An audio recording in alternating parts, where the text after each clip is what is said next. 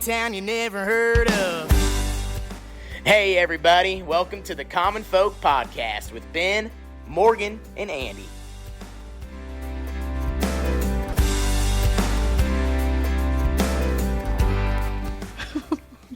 Was that intro music not loud to anybody else? Oh, that's the way it normally sounds. No, it was like really loud Really? in mine. Do you need to turn down my headphones? It Sounds doesn't fine in mine. What was that? sound like Millie. It doesn't look. She get locked out. I almost did a. Yeah, you might have to let. Oh, she's locked out? I think so. Oh. There So she is. anyway, welcome back to Common Folk. Yeah, we're back. Oh. we made it. Jeez. Morgan dropping bombs on us. I just was looking at people like no one else is flinching. I'm like, Yeah, everybody was fine. So what are we doing today? What's going on? Well, I wanted to get Garrett back in the fold. Yeah. Had fun talking about trail cameras and being legal, not legal in this state, legal in that state. And another hot button topic, and it happens, I would say, like every 3 or 4 years, another state makes a move or does something. And it just happened a few weeks ago where the DNR, Department of Natural Resources, or whatever you want to call it, in Colorado, reintroduced wolves to some state park areas or released some wolves. And my God, Twitter, Facebook, X, whatever you want to call it, social media was on fire. Everybody has an opinion, and it's a strong opinion.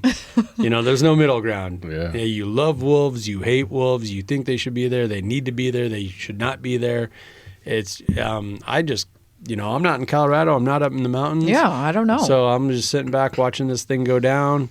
But Garrett, you have friends that, hunt out there, you hunt out there, that actually have some skin in the game. So I wanted to get your perspective on this. I know I have a rough idea of what I think, but I was really curious to see what you and a lot of your hunting buddies thought of this because, like I said, social media was just on fire. And maybe to begin with, like, what are they doing? Like, what's their point? yeah, I don't get it. Well, we got to reintroduce the wolves back to nature. But where did they go? So this did is they co- all just disappear? Yeah, white people killed them. Like, Freaking white people. Isn't that the thing? I'm like every one of them was gone in Colorado. And then where did we find more wolves? We breeded them and then just decided to let. I think generally they get trapped in Canada or somewhere like that. Okay. Is that right? They get trapped somewhere and then brought They to just another migrate? state. These are a mix of both. The ones that they brought back and released are all from Oregon herds, but Packs. a lot of them they call them transient wolves when they move in from other areas. And I can, Transient? Like, are they alien or something? they're moving They're- all the they're time crazy. and trying to find a new place to Like they can teleport home. and shit? Is that what that means? just nomadic kind of Gotcha. until they find a place they like. But it's a little bit of both. But no, Andy was not wrong with white people killed them all. So that's the argument. Well, the argument for re-releasing them or reintroducing them is that, I don't know what term to use for the type of people that everybody probably knows we're talking about, but is to bring wolves back to their natural habitat, which is not really. So they've been pushed out of their natural habitat is the argument. Hunted out. Okay, Hunted, okay. yes. Hunted Okay. out, pushed out, trapped. Trapped and Killed. hunted out Fur bears. for Yeah. over 100 years. Same Yeah. with grizzly bears used to be in Nebraska, western Kansas, Colorado. Oh. Every state had a natural population of bears. Yes. So Black Wow. bears, grizzly bears, Really? and wolves all the way. Did not know that. Just about every state had wolves. So what would have a wolf been hunted for? Pelt back in fur. a lot of the fur trapper days, the pioneer days. Daniel Boone, back in that time, they came and trapped and hunted everything they could for pelts. You watch Ken Burns, his documentaries are just phenomenal. I really get into that stuff. And there's a sense of pride and oh, we did it, we conquered. But there's also a sense of man, did you really almost have to wipe out all the beavers, and kill everything? And I mean, Montana barely had, lost a lot of trees. Like there's some, and I'm not even talking about the loss of life. Both Native American settlers, immigrants, the whole 9 yards. Like there's some serious sorrow when you look into Western expansion back in those pioneer days, and one of the main casualties was the wildlife. And some of it was out of necessity. Others was just for, like, I would say, heinous reasons. Like, how are we going to kill these Native Americans? Well, let's kill their food source. Let's pretty much get rid of buffalo. Yeah. So I kind of put wolves in that type of category. But now, fast forward to today, the landscape has totally changed. Their natural habitat is gone, for starters. Like, Denver, Colorado is there now. Not a nice little valley, okay? Yeah. On top of that, like with Nebraska, there wasn't a lot of white-tailed deer in Nebraska back in those days. It was just, imagine a big old prairie with 9-foot-tall grass across the whole freaking state. Covered with elk, whitetail, or elk, mule deer, and antelope instead of mostly whitetail. Right. And now there's a ton of whitetail, a robust food source, and, all these other things. So if you bring wolves into that or reintroduce wolves into that, man, do you really know what the consequences are going to be? No. Well, like, the wolves are going to take over? They're going to mess a lot of things up. So, like, a lot of folks who aren't super close to this, most everyone has watched Yellowstone, and it happened on that. Did you watch it? I do not. I watched 1883 though. Do you watch it? I've only seen like one episode. What? All right. So I said most. Okay. I said most everyone, all and right, literally it's only 50%. 50. I think it's most people besides us. Yeah. So literally in that show, that is what happened. So they play out this picture of the wolves are reintroduced, and and they put the pressure on the cattle herd, and they're a protected species, and these guys are out there, as far as survival goes, like the cattle is their income and their life, and so they're out there trying to figure out how do we handle this situation, right? And then some underhanded things happen, people get in trouble and so on and so forth, but it literally kind of plays out the thing that you're talking about. They're in Yellowstone, and I think that actually is kind of a depiction of, like, they dramatize it a little bit, but of what is actually going on out there. Yeah, I mean, can I say that these wolves had collars, like Yes. trackers on them? Yeah. They were, yeah, that's the whole point. So, I mean, is that what these reintroduced wolves are going to have too? Yeah, all of the they're reintroduced tagged. wolves, to my knowledge, have GPS collars, and some of the ones I'll talk about do too. And they did not. They moved in. They weren't brought here, but they migrated in from other states and had collars on already. What? Okay, so I just thought that was a movie thing. With all this being said, like you clearly have a pretty good understanding and grasp an idea on this. So where do you want to start with this? And we're and as Andy said, we're talking to Garrett again. Mm-hmm. He's our resident outdoor expert. He's our right hand man. Guru. Yeah. He's like a yeah outdoor guru. So we're like, let's just get into it. Where do we go? Where do we start? Do you have a good starting point? You're usually good with. Well, I like where I know where I stand. A lot of the things that people are crying for, they don't understand. For starters, they don't understand the impact. And let's just go right to Colorado, because a lot of the arguments I saw was, look, they did this to Idaho and it screwed everything up. So here we are, where we've already done it to this state and that state. But what happened in Idaho? Because okay, give I her don't the know. rundown of Idaho. Yeah. It's been a total disaster for the wildlife population and the ranchers. And so I could be wrong on the numbers. I looked at it the other day. I believe the first wolves reintroduced to a certain region in Idaho, the Lolo region, was 1995. And I think this number, I don't have time to look it up. I don't want to screw up the number on how many they released at first. But this was back in 1995? Yeah. But things have gotten so dire in Idaho, like you can't even really hunt the elk the way you used to. Like they won't even bugle, like do their mating calls, because if they do that, wolves will run in and murder them. So like elk aren't even acting the same anymore. Because the wolves know the calls. Yeah, they hear that call, like, oh, there's dinner, and they come running in. Like, the population exploded. It took off way better than anyone and wolves could predict. attack in packs, like Yeah. together. Yeah. Okay. It's vicious. So the first thing that I found on here, and this isn't what I was expecting, am I way off? It says to begin with it was 15. Yeah, so I think that is the number I still haven't found on here. But yeah, Okay. let's say That's let's little. say 15 wolves. That's a lot. Oh, when you is hear it? some of the Colorado information Okay. on how So few what- it really what- takes. This says is that 15 wolves, central Idaho wilderness in 95, and then an additional 20 were transplanted into Idaho from Canada. What year was that? This doesn't say when, but the time frame on this reintroduction says 95 to 2011. Okay. Yeah, that sounds like everything I've seen. So, say 15 wolves got reintroduced to this region Okay. in 1995. So I think there was 16,000 elk in this area in 1995, which a lot of stuff has changed everywhere throughout the country then. I mean, everywhere is more populated for the most part. So that has a big change on this, that a lot of the people pushing for the reintroduction of wolves don't understand the consequences of it and look at all the aspects of why certain things can or can't happen with the current circumstances.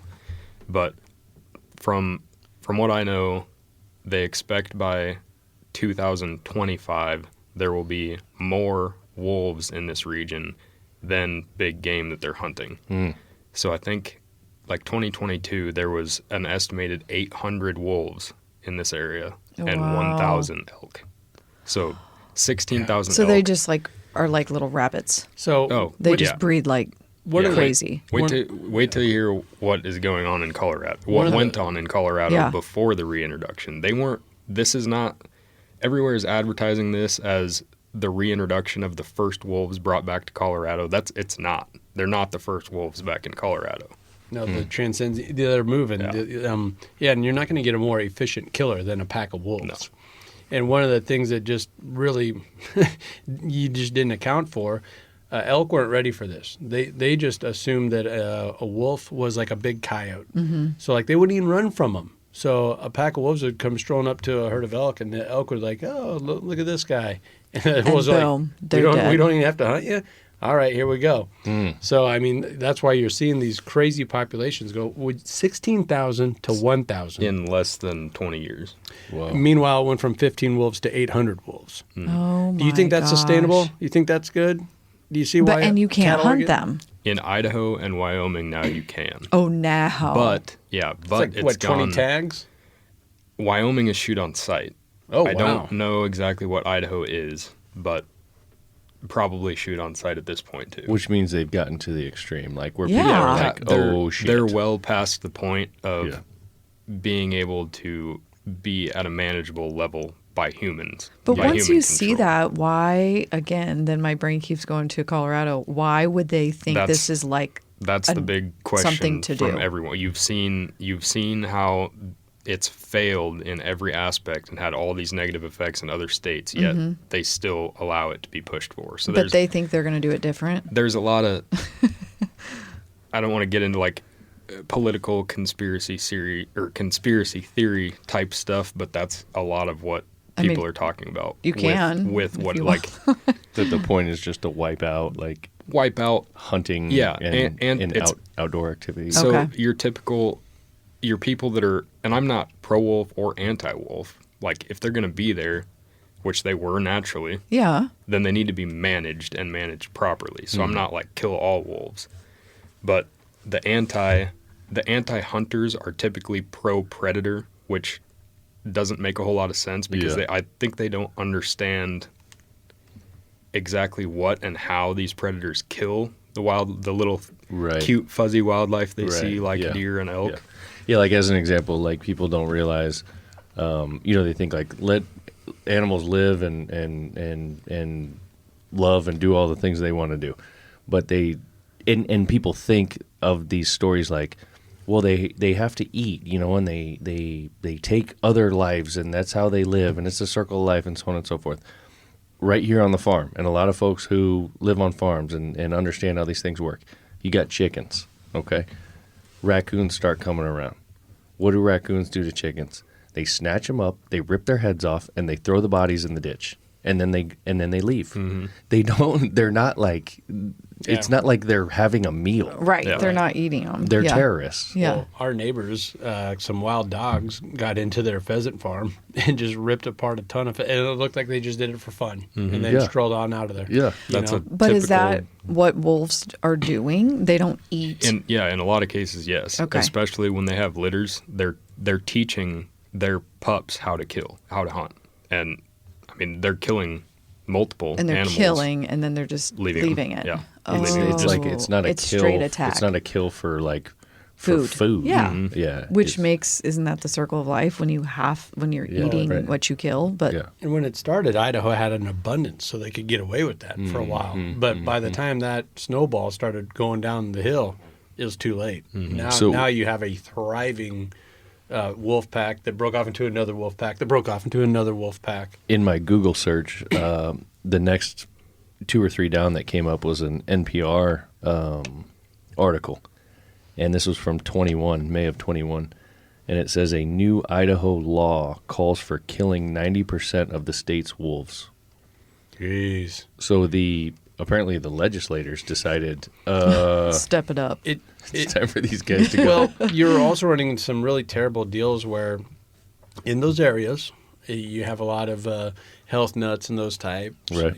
So they're out there jogging. Well, guess what? Guess what else likes to jog in the mornings and in the evenings when you enjoy your little jog? So so they'll come after humans. All it takes, like all those movies kind of poke fun at, one, good-looking white woman gets torn apart by wolves.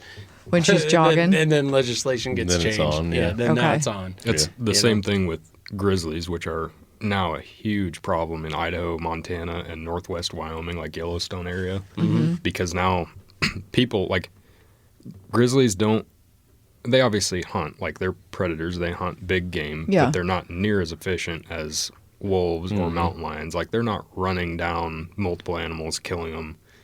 But they're killing people pretty effectively. Because, like, this summer when Abby and I went to Yellowstone, 2 days before we got there, it was West Yellowstone, which is in northeast Idaho, and there was a lady trail running, and they found bear tracks and then her eaten on the trail from a grizzly. And all that in Idaho, Wyoming, Montana. Grizzlies, not that long ago, were on the endangered species list, so nobody can hunt them. They're still on the endangered species list, but they're overpopulated now, but they're not taken off the endangered species list, so you still can't hunt them. So nobody's able to manage them, but we're running into more and more problems with bears. Mm-hmm. So it's along the same lines. Like, and if you can't manage them when they're past a point of manageability, there's not going to be a good outcome. And we have hunters willing to pay for the privilege to go take care of this problem. Mm-hmm. It really speaks to the inefficiencies of local governments, federal governments, everything. Like the grizzly bear deal, that's probably caught up in federal law, isn't it? Most likely. Because if they're on the endangered species list and they're not endangered, but and they have that information. Does that just not fall off once their numbers hit, high? Not really, because the people that pushed for the endangerment. Yeah, so like when they're on the endangered species list, like you don't want them to go extinct, no matter, like, even if you're a hunter, whatever. But if they get to a certain point where they're overpopulated, just like any other wildlife, they need to be managed. Like, right. A lot of these people are preservation, like they just want it preserved back to how it used to be, which that's not possible anymore. Like everywhere is populated, everywhere has a fence. They see models like Yellowstone. Yellowstone has tourists and tourist areas, but that's one of the last true wilderness areas in the country. So the bears, the wolves, the wildlife, everything in Yellowstone is basically left alone, aside from the tourists that can only go in certain places. That's the only true wild we have left. So they see that, like, yes, it works there. They say, preservation, just leave them alone, you can do that in a place like Yellowstone, where there's not people living, there's not farms, there's not livestock. Everywhere else in the country, that's not an option anymore. So preservation is not conservation. But at all. even with Yellowstone, is it really working, or is it completely out of balance, out of whack? So far, I think it's still pretty balanced. Is it? But the wolves haven't been there for that long either. So there's more and more packs building, splitting up, and spreading apart all the time. And that's where a lot of the wolves in Idaho, Montana, eastern, southern Wyoming are coming from, is breaking off of Yellowstone packs and spreading on. And they know that from GPS collars and genetic testing. Yeah. And that's another thing, like, it kind of drives me nuts, is they have the information. They know it's there. We're talking about one of the first guys, Gary, that we were filming with on our land, on our ranch, that mule deer hunt. We got to get that footage out where that mule deer was just totally staring off in the distance. Gary took a shot, missed, and the deer didn't even flinch. We're like, what's going on? We'll reload, shoot again. And the next shot, he put it on him, and he dropped that Third deer. shot. Third. So I'm being a little nice, but I'm filming it with the camera. Like, I see this deer at 300 yards down in the bottom, good mature muley buck. So I'm filming out of a little 2-inch by 1.5-inch LCD screen. And I'm looking at the deer, obviously. In the side, it's rut rifle season in Nebraska. I can see a doe with him on the side of the screen. And Gary shoots at this buck, misses. Deer doesn't even look at us. I'm like, that's kind of weird. Sometimes they do that if they don't know where the sound came from. And then I saw that he missed low, so I said, hold over its back, hold the top of his back at 300. Misses again. Oh, God. I can still see the doe in the side of the video. Third shot, aims a little higher, high shoulders the deer. Perfect rifle shot. Drops it in its tracks. The deer's there on the ground kicking.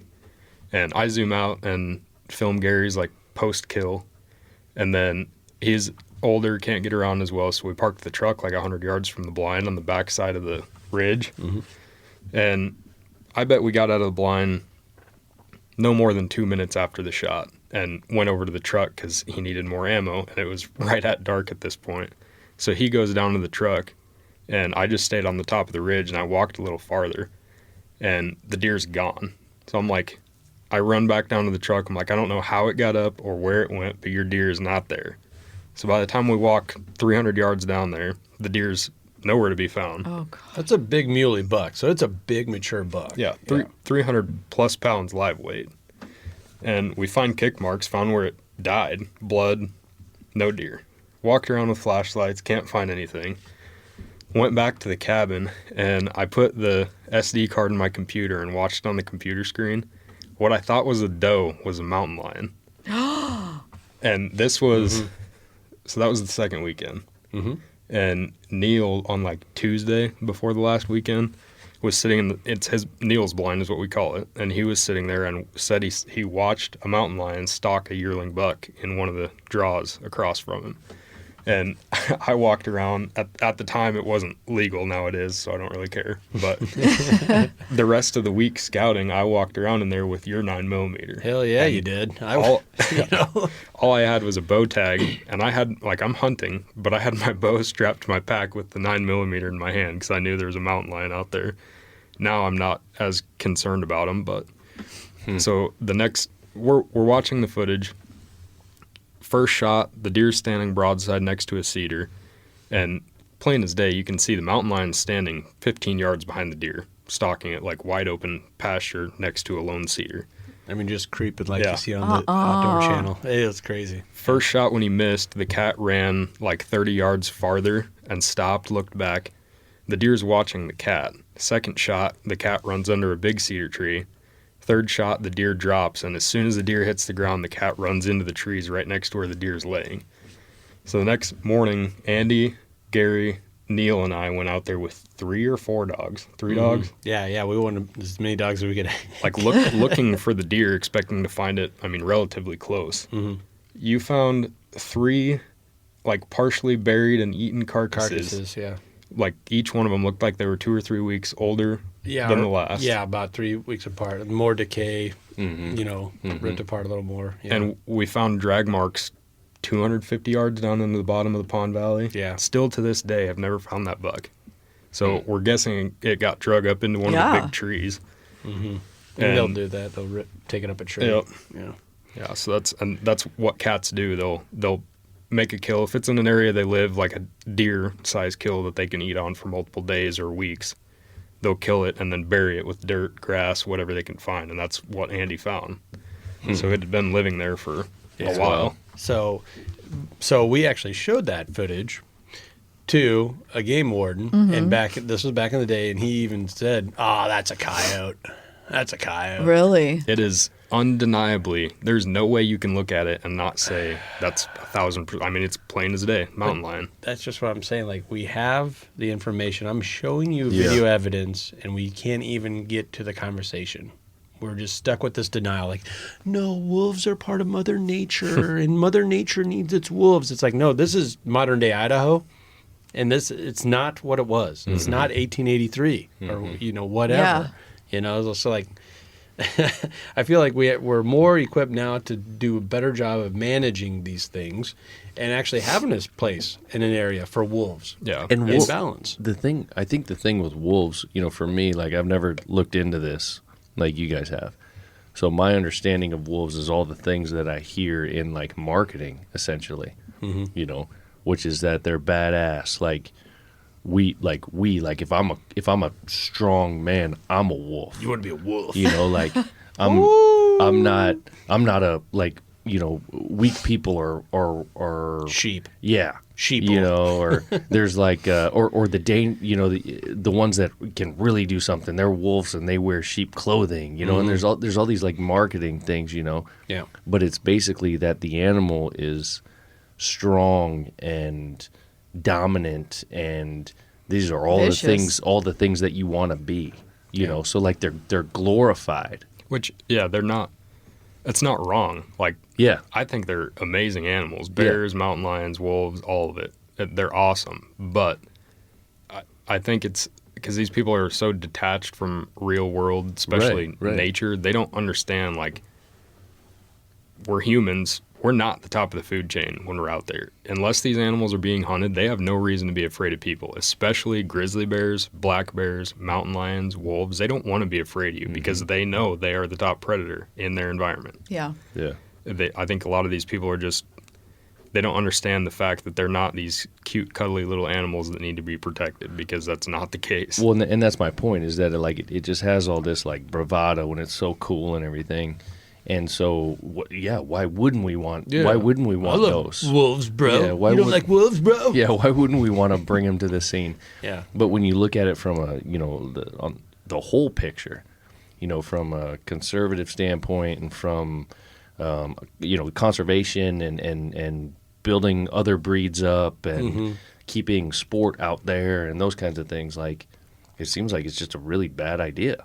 I read one article, and I couldn't decide if it was good or bad, but it was talking about how positive the wolves were being reintroduced to Idaho and Yellowstone. And this was like 20 years ago. It's like it even changed the course of the river, because elk used to eat the saplings, and now these saplings are growing in these riverbeds, and now the riverbeds are flowing around these trees. I'm like, well, goddamn, don't we got like a dam system that goes from Montana all the way down to Mississippi? And So aren't these rivers supposed to go where we think we can make them go, and wolves are screwing that up? Like, So are there any positive? I mean, So- is there anything? What he's saying right there, That's about it. No, that's true, but not in the real world we're living in right now. That's, Okay, that that's was like the Yellowstone model that I'm talking 100 about. years ago. Yellowstone is, in the grand scheme of the United States and the world, Yellowstone is pretty untouched. Like, that's about as close to 1800s and previous nature as you can get in the U.S. So in areas like that, where before they reintroduced the wolves, they are beneficial. Like, you need a predator in every environment, especially in an area like that where it's this giant expanse of no hunting by people, and you've got buffalo herds elk herds, mule deer, whitetail, all these animals, then like if you don't want all of it to get out of balance. Like if you have too many herbivores, they're eating all these plants, like just exactly what you said. They're eating the saplings along the river that used to be there for like river breakage and changing the patterns of the river system and all that, which in that case is true. So in an environment like that, then that is true because people aren't living there. We're not. That's not fine. Change the course of the river then. That's fine. That's, right. Get after it. In a place like that, which everywhere else is not like that anymore because it can't be just because everywhere's too populated. Then like the Yellowstone model works for Yellowstone. That doesn't work for the rest of the country. It's not realistic. It's not manageable. Well, and it kind of blows my mind. Like I'd be scared to death to get ripped apart by wolves. And here we are, like, and it's these people that migrate from California to Colorado, like, yay, no, we love wolves. Like you said, my daughter's got a plushie, and her favorite cartoon is the one with the wolf or whatever. It's like, right. What's the relation between coyotes and wolves? It's a pretty close relationship. I know, because that's a whole nother podcast. Oh, okay. Because in my brain, I'm thinking, I always think coyote. I don't know that I've actually seen a wolf. Wolves are like 4 times the size of coyotes and much more aggressive. Okay. And live in and hunt in much bigger packs than coyotes. But they do hunt in the same way. They're just like trying to for the kill. Most part, yeah. The way that wolves and coyotes kill their prey is not pretty. They run them to exhaustion and literally rip them apart until they die. That's how they kill. Rip. Deer, coyotes kill deer. They can, like, fawns, I mean, that's one of the worst ways. That's the easiest prey for them. That's why, like, coyote control is huge in the Midwest and everywhere else in the country that has coyote populations, because a fawn is easy pickings for a coyote, a bobcat, even, I mean, raccoons. You'll hear about fawns getting attacked by raccoons. Usually it doesn't kill them, but those are easy. But they will chase we've seen it hundreds of times. They'll chase full-grown, fully healthy does, bucks. They literally run them to exhaustion because a coyote can run for miles without getting tired. They're killing machines. They're perfect killing machines. Yeah. So, I mean, especially hunting in a pack, I mean, a big male coyote can take down an adult deer by itself if it runs it long enough. But most of the time, when they hunt deer, they're hunting them in packs. Okay. And I have a skewed version of how good I am and fast I am and all this, but I have a pretty good idea. If it can outrun a deer or run a deer to exhaustion, it can probably run me to exhaustion. Oh, yeah. You know that. Probably can beat me to my truck even. So those are the things I kind of think about when I go out just as long as I beat you to your truck. Right. I just got to beat Ben to the truck. Okay, so then what's the numbers of Colorado? So I'm dying to know what they released.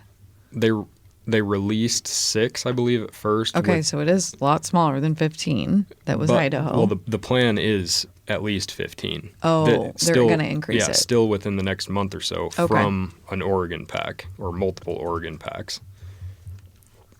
Which, that's a lot. People don't understand how many that is. Because... and they're all well, obviously they're not all males. No. Yeah, they're mixed. Mixed. Yeah.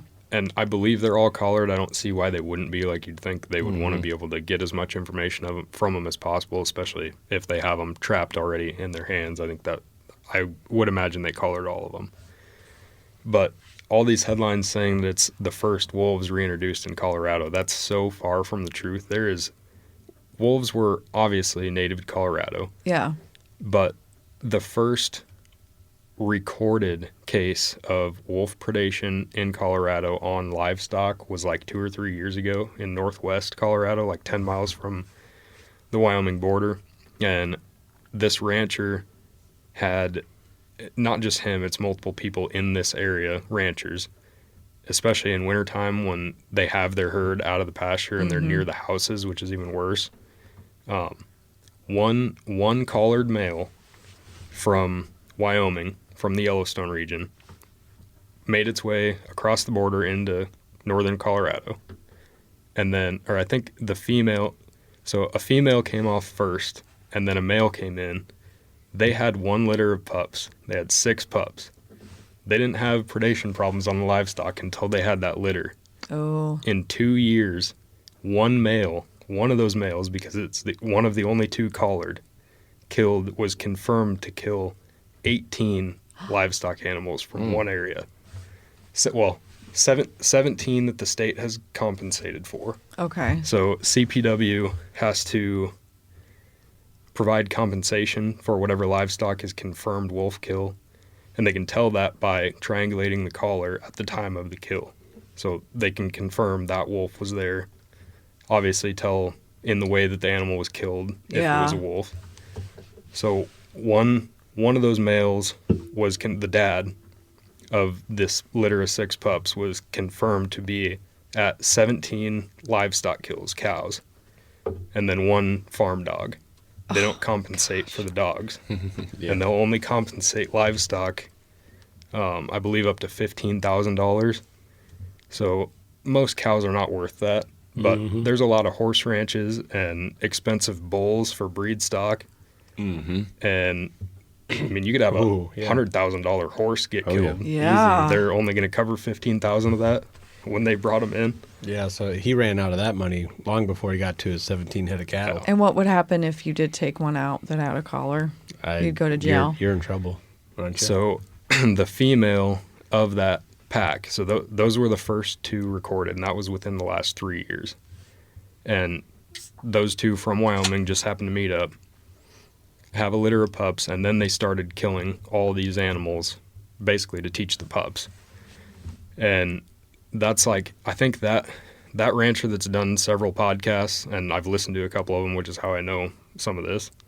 I think he's had 7 of his animals have been killed by that male was confirmed to be there. None of the pups are collared. I think the female was collared. I'm pretty positive she was collared, but she's been missing. So the title of one of the, which this is, if you follow any of the Nebraska mountain lion stuff, and I mean any of the wolf stuff, they call it the 3 S's: shoot, shovel, and shut up. And that's what a lot of these ranchers are resorting to, because if they can't manage these predator populations by legal methods, then they're going to start taking it into their own hands. Well, of course. It's their livestock. It's their livelihood. Exactly. Right, you know? Exactly. Yeah. So they kind of suspect that the tracking collar went off the radar and the wolf hasn't been seen, so they're suspecting that somebody killed her and destroyed the collar.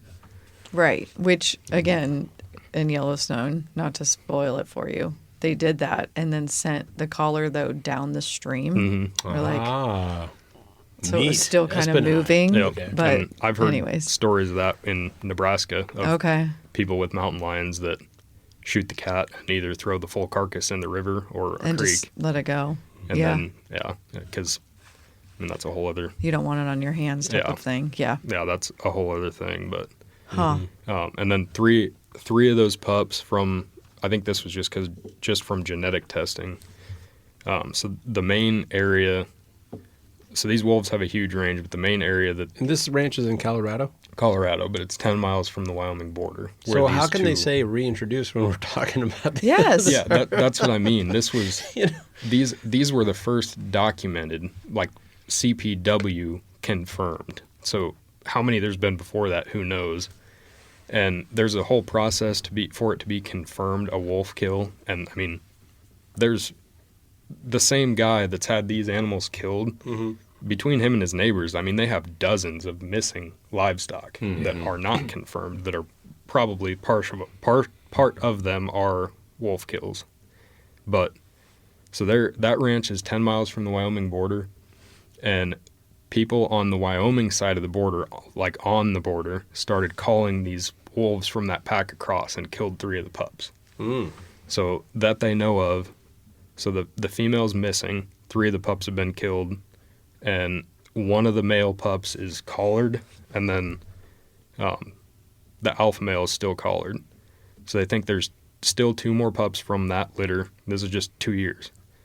Still alive, and then the male and one of the pups have split the original male's home range into 2 ranges. So the range is shrunk, but they kind of split it up. And then there's this, I think this year, by Meeker, Colorado, which is like northwest, west central-ish. None of these are confirmed, documented. Like nobody's seen the wolves, nobody's heard them. But in one ranching area, they found 18 calves killed by like wolf kills. Okay. But No one knows. no, and that's 3 hours as you drive a car from this other pack. So it's an entirely different pack that's just undocumented. Maybe now the they brought in- reintroducing means that they, whoever they are, dropped them in Colorado and let them go. So But see, they're already invading or reintroducing themselves. Yes. So when you Yeah. bring another 6 healthy, vibrant, young Yeah, wolves but into so- the mix, that you're is like, a lot. I see what you're Exactly. talking and about. look how much came in one area from just one alpha male and female. They started an 8 wolf pack between them and their 6 pup litter, and That's did that much crazy. damage Yeah. in 2 years. yeah. And then they're going to be here. They already have been. Yeah. Okay, In 'cause the I'm last- like- in the last 3 or 4 years max, there's been 3 confirmed wolf kills in Nebraska. One of them was in Blair 2 years ago, 3 years ago. Okay. Yeah. One by Bassett or Bartlett. Here's a crazy story. I don't know if I ever told you this, Garrett, but this was a long time ago. Driving about 3 or 4 miles from here out to that, where Buccaneer Bay, where Ashley's folks have a house. So that's between Omaha and Plattsmouth, out on a golf course, but it's along the Platte River, just off the confluence where the Missouri meets the Platte. They saw a huge dog dead on the side of the road, and Joanne has to stop. She's a science teacher, biologist, and dog lover and all this stuff, so she had to stop. And she's like, "Oh my God, Tom, that is a wolf. I'm not messing around. I know what that is. That's a wolf. Somebody hit a wolf with their car, and it's dead on the side of the road here." So they called the Game and Parks. Game and Parks came and said, "Oh no, it's not a wolf." Threw it in the back of the truck. Said, "Don't worry about it. Wasn't a wolf," and drove off. That's all. Because they don't want to not- say it is, probably. Not Yeah. surprised at all. And- So there, and I don't know how all this works, but this farm over here that's come to town that has the rescue animals. Oh, Scatterjoy. So it's across the highway. You familiar with that? It's just across from like the gas stations down around Beaver Lake. Okay. But what they do is they bring in all these different rescue animals, and they have all kinds of like exotics animals and stuff. It's almost like a petting zoo. You can go out there and see these things. We talked about talked to Vaughn about this the other day. But anyway, so they had this big dog who had got hit on the road and had to have a leg amputated. And someone brought it out to them because they don't want to deal with it anymore. And it's a monster. And we had seen them out there, and our daughter was working out there helping. Mm-hmm. They did genetic testing, and that animal is wolf.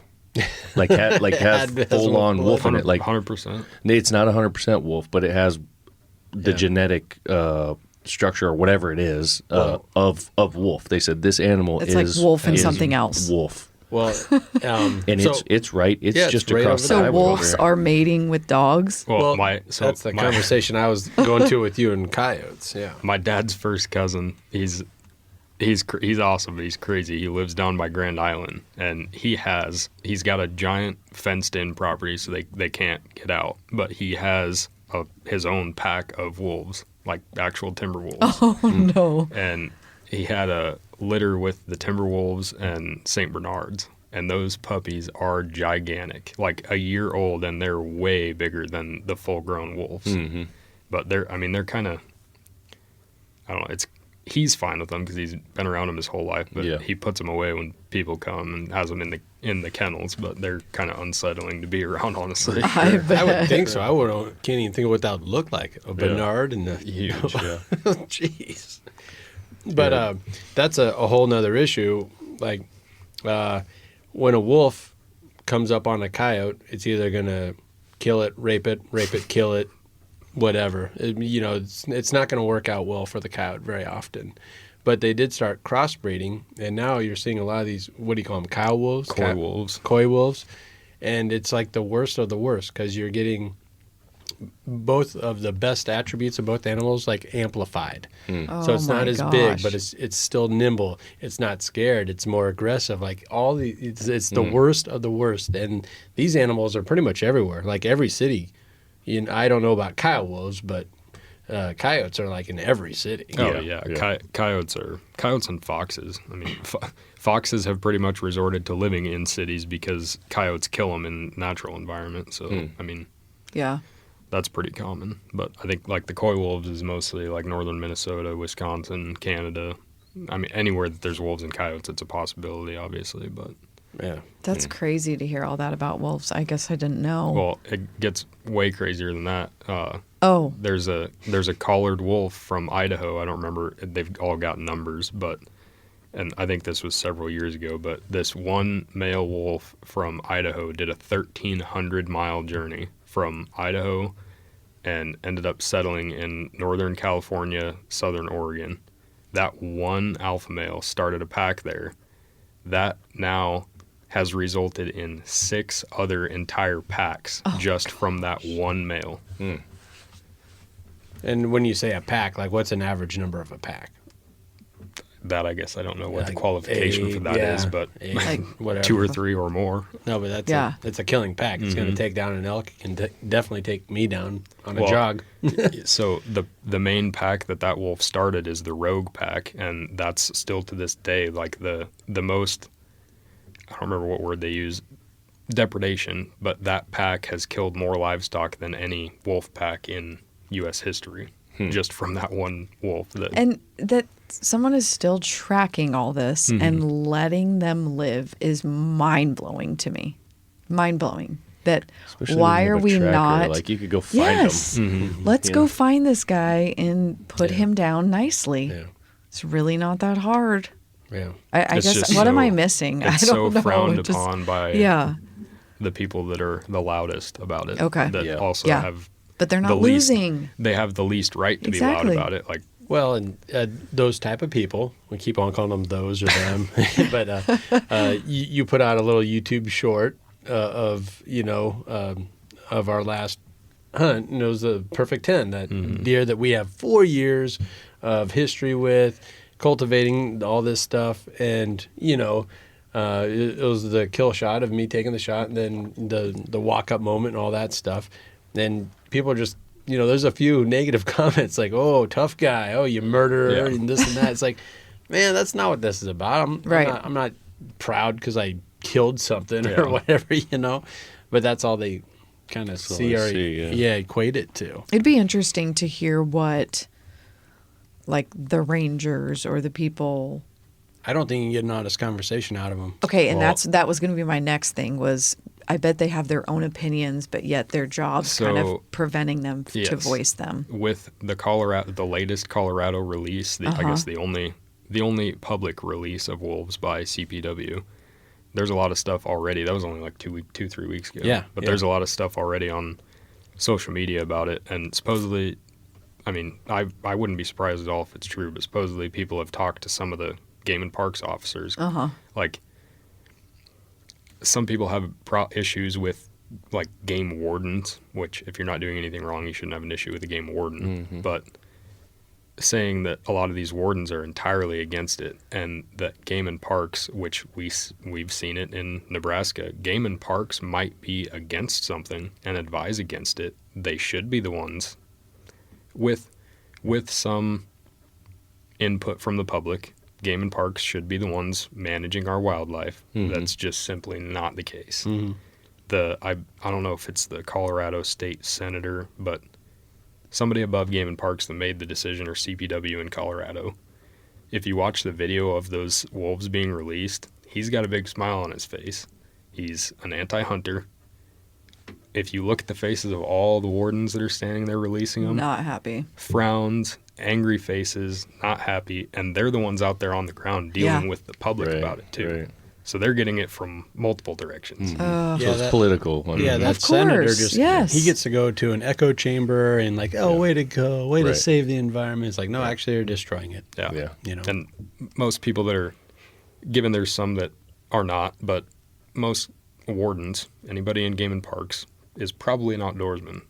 Yeah. So I mean, most of them yeah. know what's right and wrong. But if they have no control of it, that's the same thing with the mountain lions here in Nebraska. With a lot of the game wardens, they know what needs to be done, what should be done. They need to be managed better. Like, Their we're not hands are against tied. we're not against having them here. No. But it's the people that are anti-hunters and non-outdoorsmen that don't have a clue that are making the decisions, that have the money into it to say no, that stop all of it. So Isn't that how that always works? And it's though? just a It seems grand, like it's just a grandstanding thing, to look Yep. good or sound good, feel, Yep. it has nothing to do with the betterment of the actual environment, the animal itself. Because right now with the Idaho, those numbers are crazy. Where you have 1,000, you said elk, 800 wolves. Well, obviously that's not going to work, is it? Right. well, that goes back to preservation is not conservation. All these people care about is preservation. Preserve it back to how it was. They don't think of the fact that that's not possible with the human expansion here. Exactly. Like, yeah. you can only do what we can do now. You can't take all the land back from the people that own it. You can't tear out all the fences. You can't take everything back to wildlife. Like, I mean, it's a daydream for most of us hunters to go back 200 years and be able to be out there with a bow or a gun and experience what it was like back before everything was settled. But that's not reality. That it'll never be that way again. Never. Yeah. Yep. Yeah, we're fenced off into rectangles, pivot circles. Right. That's just not the way it is anymore. Yep. So, Yep. and we have the know-how, the technology, and everything else to really help all the populations: wolves, wildlife, white-tailed deer, mountain lions, to work together. It could work. It all can work. But there's too much making it political. It's mucking it up. Yeah. And I think a lot of it with these type of people is like it's a lazy man's knowledge or learning. Like, you're hearing something you agree with. If you're an anti-hunter and you hear something against hunters about it, you love that. That might not be the truth. If you just stick to that and stick to what your group says and take that as fact, that's all you're ever going to know. But like with predators especially, if they're endangered, the only way to bring them back is through true conservation. Conservation is done by hunters. How many species? Paid for by hunters. Yeah, paid for by hunters. Yeah, paid for and done by hunters. How many species have been brought back to healthy, sustainable? Grizzly bear, perfect example. Those were all but extinct in the lower 48 for over 100 years. Now to the point where there's too many of them. Now we can't do anything. Isn't that like the perfect model for a success story of conservation? Is that by hunting, we were able to bring a species back from near extinction to the point where it needs managed by hunters. Right. But then they just don't want to. They don't want to hear that. No, they don't. They don't want, whether they don't want to accept it or don't want to admit that they're wrong or that. Well, what do they think there's another way, Exactly. or that there's another way, and the same can be said for even waterfowl. It works across the board. There's a certain type of goose that was really doing tough times, whatever, overhunted, and then Ducks Unlimited got involved, and now there's not enough breeding ground up north for them. They're like overpopulated, and that's still with hunting being involved. The fact is that it doesn't make splashy headlines. Yeah. You know what I mean? Like, if you, as a politician or whoever that can make those decisions, if you say, all right, we're going to give this to the hunters because we know that this division, Game and Parks and whoever it is going to work with their people, they're going to take care of this, and this is going to be good, and then boom, moving on. Like, there's no headline there. Yeah. What's that all about? But if you can do a headline standing there with a photo shoot with a wolf release and all this kind of stuff, it's like there's this big splash and like, oh, check out what I did, boom, and then everyone moves on. That's really all it's all about. Yeah, most of these people they don't care what's done or how it's done. They're strictly anti-hunter and not pro-con. Like, they don't want to look at the facts of it. You can't. If you look into it, you cannot deny the fact that the North American model of conservation works in every way. Look at Africa. Africa is a perfect example of it too. Africa adopted the North American model of conservation. Elephants, rhino, buffalo, all kinds of species down there that were being hunted by everybody in those areas for food to the point of extinction and poaching. for whatever reason, elephant tusks.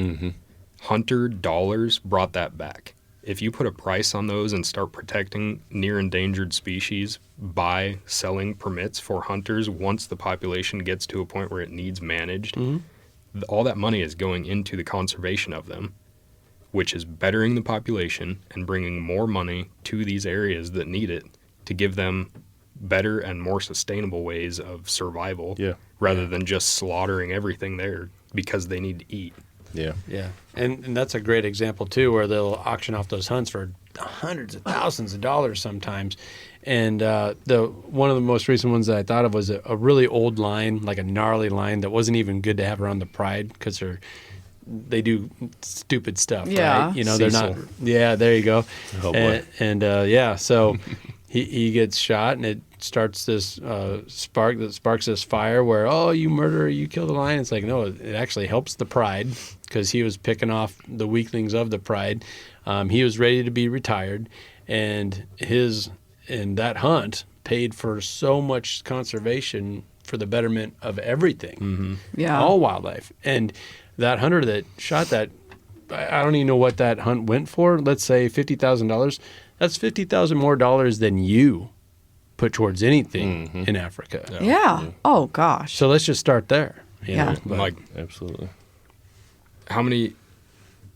I guess I don't know if anybody followed it or has been as invested in it as I have been, but like 10, 15 years ago, does anybody remember how big a deal it was the first time somebody got a video of a snow leopard, like in the mountains, like Western India, like the mountain ranges out there and all the stands, whatever they all are. Pakistan, Tajikistan is one of the big ones, but they were pretty much to the point of extinction where people were arguing whether they were truly extinct or not. And I remember within the last 15 years when on National Geographic somebody had a video of one that proved they were still alive, and it was a huge deal. Well, those areas like Marco Polo rams, looks like a bighorn sheep, but their curls just keep going. Okay. Those hunts go for like $200,000, or a couple years ago we're going for that much. And there's a bunch of different species of those, and like there's local people living up in the mountains that just basically killed whatever they needed for food until the North American model of conservation came there, and they started, like, they convinced these country governments that you could put a price tag on these for, granted, they are rich people. Like, most of us are never going to be able to go do a hunt like that. Yeah. But hunter dollars came there, put a price tag on those, protected the animals to the point that their populations were able to come up to where they're being managed as trophy hunts. While all these people hate the term trophy hunt because they think you're just going there to put something on the wall and you leave the meat. What hunter do you know shoots and kills something and doesn't take the meat? Yeah. We all eat it, unless you're a poacher. You're a hunter. You're just a hunter until you're a poacher. So, like, nobody does that unless you're a poacher, and that's a whole different topic. But these species of rams out there, sheep is what they are, the population's gotten to a point where the snow leopard population is outrageous. It's thriving. In all of these countries, thriving because of the population of all these sheep, which was brought up by hunter dollars putting a price on these trophies, which they're trophy class, but they're mature. You're taking the most mature animals out of these herds for hundreds of thousands of dollars to be put back into that country, the community, and help the people, help the population. So, like, right back to the point of, isn't that the perfect model for conservation? Yeah. If hunters brought a species back from near extinction to the point where they need managed by hunters, but they hate hearing that. They don't want to admit that that's right. It takes care of itself, though. Where's the pizzazz? Right. Like, exactly, yeah. You're taking It's too simple.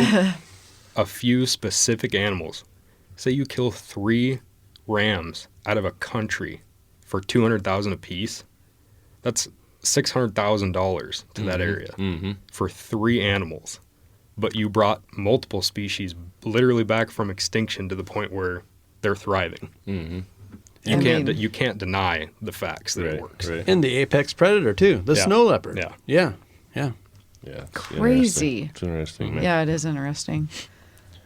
Wolves. Wolves. Ow. Wolves, coyotes, bears. Oh my! I don't think that's what it is. I just made it up. Okay. All right. I know. Come on. So, Doesn't it sound good? Yeah, that's great. Wow, he's throwing darts big time at me today. That wasn't a dart.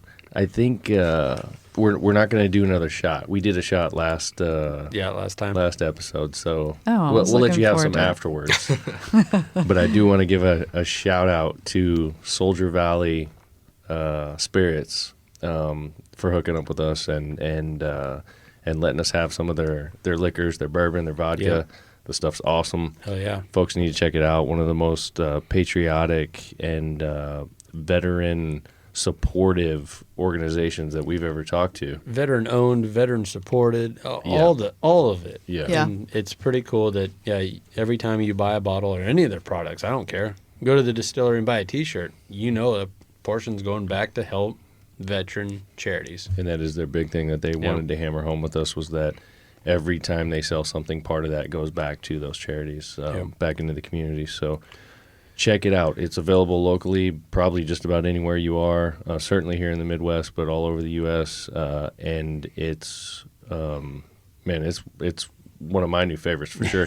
And Smooth. Morgan is not a bourbon drinker and decided, actually, I kind of like this stuff. I do. I was like, I think we need to get a bottle to take home. We've been taking shots on this podcast for a couple of years, and every time we hand her one, she's like, I Do the don't know if I was vodka. really gonna do one today. Vodka. And then she has it, and she's like, oh, yep, nope, yeah, it was all right. That was all There we right. But not this one. This one is smooth. So good. It I is don't good. have to have a chaser after it. Just All right. It's kind of weird that it works out that way, but Yeah. appreciate those guys. Yep. So good people too. Yeah. good topic today. Garrett, it's good to have you back, man. Thanks, Garrett. yeah. Hopefully I didn't ramble too much. Oh, no, it's all good, you're man. so informative. It's good info. We got lots of stuff in store for that. I think Andy and I were talking about a little bit these outdoor topics. I mean, it resonates with our audience, and there's a lot of cool things to chat about. So we need to do this more often. I think so. Yeah, Yeah. And I'll dig up that video. I still have it somewhere with that mountain lion. Yep, I've got it too. That would be interesting. Yeah. I would like to see that. yeah, it would be cool. But wait, it's not a mountain lion. No, No, it's it's a coyote. big coyote. It's a with big long- coyote. with Okay, a long tail. get it straight, boys. Yeah. Coyote with that big long tail. Yep. Yeah. Yeah. Huh? Yep. Hunting alone. Cats, Yeah. dogs, whatever. They're all the They're same. all the same. All right. All right. Anything else? Nope. It's all good. Peace. We'll see you guys.